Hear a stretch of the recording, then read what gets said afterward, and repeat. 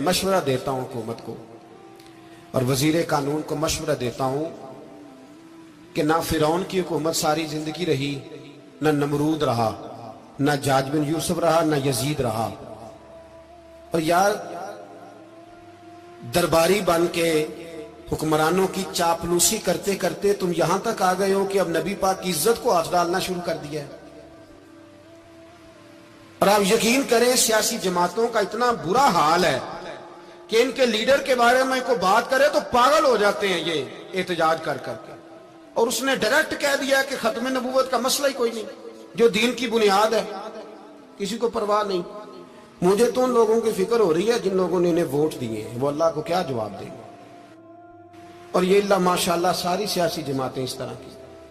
और मेरा वजीर कानून साहब को भी मशवरा है कि जिंदगी बड़ी थोड़ी है, बड़ी थोड़ी। अल्लाह सबको माफ करता है, अपने रसूल के गद्दारों को माफ नहीं करता। और यहां तुम्हारी गाड़ियों पे झंडे लगे हुए हैं, वहां भी तुम्हारे झंडे लगेंगे, पर इसलिए लगेंगे कि ये गद्दार है नामूसे रिसालत के, ये झंडे लगेंगे। शर्म करो और डर जाओ, बस कर दो। तुम्हारे मुंह में अब दांत पूरे नहीं रहे। कोई शुगर का मरीज है तो कोई ब्लड प्रेशर का, तो कोई हार्ट का, तो कोई कैंसर का। शर्म करो और अपनी कब्र की भी थोड़ी सी फिक्र करो। बताओ पाकिस्तान के कितने सदर गुजरे, वजीर आजम गुजरे, तो उनकी कब्रें कहां हैं? कोई जाता है उनकी कब्रों पे? किसी को खबर है? क्यों अपने लिए जहन्नम इकट्ठी करते? सारा कुछ दुनियादारी रह गई है, सारा कुछ सिर्फ यही रह गया। हजरत अबू बकर सरदार थे, हजरत उमर सरदार थे कबीले, हजरत उस्मान सरदार थे। उन्होंने सरदारियों को ठोकर मार के रसूलुल्लाह के कदमों में बैठना पसंद किया। सरदारियां छोड़ के गुलाम बन गए। तुम सरदारियां बचाने के लिए रसूलुल्लाह की गद्दारी करते हो, शर्म नहीं आती। और कौम शिकवा है मुझे इन लोगों से जो मौलवी तो कह देते हैं तू सियासत नकार, और किसी सियासतदान को मना नहीं करते कि जब तुझे सूरत फातिहा भी नहीं आती तो तुझे किसने इजाजत दी है इतनी बड़ी बात। और मैंने पिछले से पिछले जुम्मे भी कहा था, फिर कहता हूं और ऑन दी रिकॉर्ड कहता हूं, मरज़ई कल भी काफिर थे, आज भी काफिर और कयामत तक। और जो उनके कुफर में शक करे वो भी, और पक्का बेईमान है, काफिर है। वो वजीर कानून हो या सूबाई हो या विफाकी हो, मन शक्का फी कुफर ही फकत कफर। जो मरज़ई के कुफर में शक करे वो भी काफिर है। हमारे रसूल आखिरी रसूल है। हम किसी को ये इजाजत नहीं देंगे कि वो खत्म नबूवत में रखड़ा डालने की कोशिश करे। हम किसी को ये इजाजत है। और तुमने कौम को लूटा, लूटते रहो, अब ईमान पे डाके तो ना डालो। तुम्हें दौलत लूट के पेट नहीं भरा, अब ईमान लूटना शुरू कर लिया। तुम्हारा फैक्ट्रियां लूटकर, कौमी खजाना लूटकर पेट नहीं भरा। बेईमानो, अब दीन बेचकर अपनी हुकूमतें पक्की करोगे। और वो लोग भी तैयार हो जाएं जो इन बेईमानों को मुंतखब करते हैं, उनसे भी सवाल करेगा खत्म नबुव्वत का मौजू क़यामत के दिन कि तुम बताओ। इनको सपोर्ट करते थे जो रसूलुल्लाह सल्लल्लाहु अलैहि वसल्लम के बाद भी किसी नबी को नबी मानना दुरुस्त जानते थे। शर्म आनी चाहिए, ख्याल होना चाहिए। और मैंने कहा कि हमारा दिल नहीं चाहता, आप यकीन करें।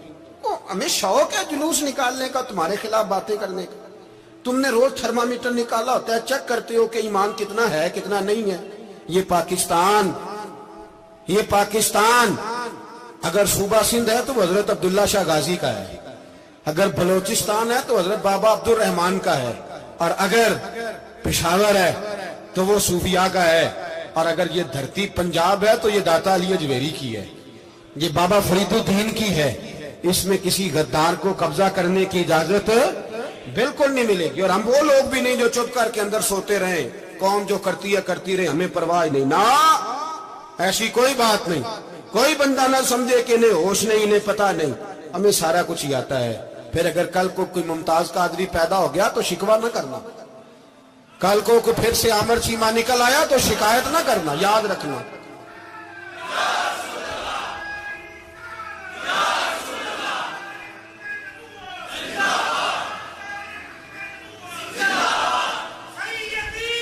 तो मेरे भाई खोल के बोलो, या नबी रसूल के बोल।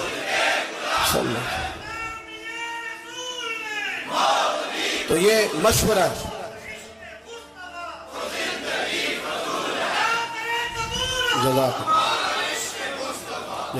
تو یہ تمہیں مشورہ ہے.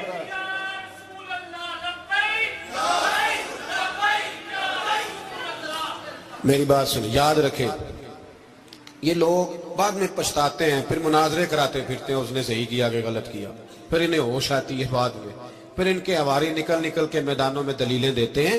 اس لیے ہمارا مشورہ ہے انہیں کہ یہ اپنی حد میں رہیں، اور جو کام تمہارے ذمہ، میں نے کہا نا تم نے بڑا لوٹا، یہ قوم روز تمہیں موقع دیتی ہے لوٹنے کا، یہ موقع دیتی ہے، تو تم نے دولت لوٹ کے پیٹ نہیں بھرے، اب ایمان لوٹنے کے چکر میں آ گئے ہو. یاد رکھو، مسلمان گناہگار ہیں، غدار نہیں ہے. تمہیں دولت لوٹنے کا تو شاید موقع مل گیا ہے، پر ایمان لوٹنے کا موقع نہیں ملے گا. تو اس لیے اس کو لگام دو. اور ویسے بھی کتا جو پالتو ہوتا ہے نا، اس کو گھر کے اندر سنگلی سے باندھ کے رکھنا چاہیے. یہ تمہارے بوٹ چاٹتے ہیں، بھونکتے ہیں تمہارے حق میں، وزارتیں لیتے ہیں. ہم نے تو کوئی وزارت نہیں لی تم سے، اور نہ ہمیں شوق ہے. اس لیے کہ ممبری کیا کرنی ہے جس کو ممبر رسول عطا کر دیا جائے؟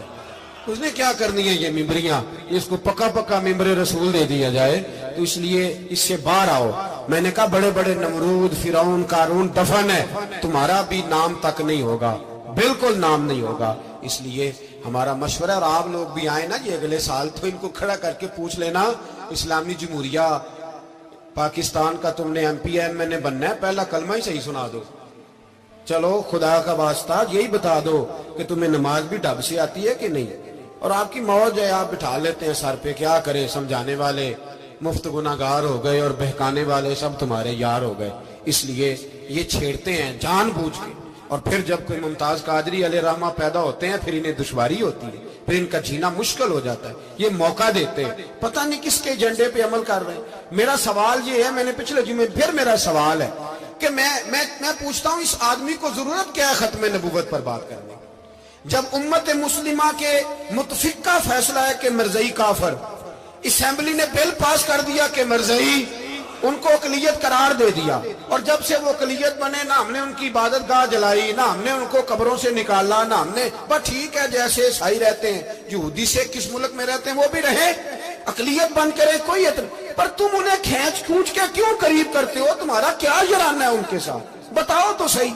ان لوگوں سے ان کو چاہیے اپنے منہ میں لگام ڈالیں، اور اگر نہیں ڈالیں گے پھر انشاءاللہ ڈالی جائے گی، اور بڑی تگڑی ڈلے گی، اور پھر ایسی ڈلے گی.